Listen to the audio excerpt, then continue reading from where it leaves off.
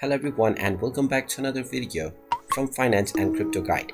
In this video, I'm going to show you how to log into your account on Arcoro HR. So let's get started right away. First of all, open up your web browser and then in the address bar type in arcoro.com and press enter. You will now be taken into the official website for Arcoro HR.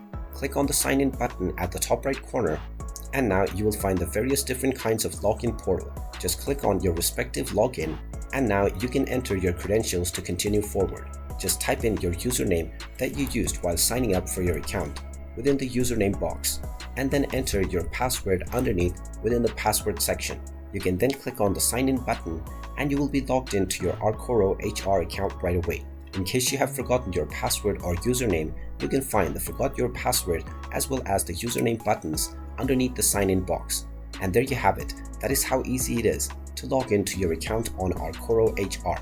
If you find this video helpful, make sure you hit that like button and subscribe to our channel if you haven't done so already. Also ring that notification bell to never miss another update from us. Thank you for watching and I will see you again in the next video.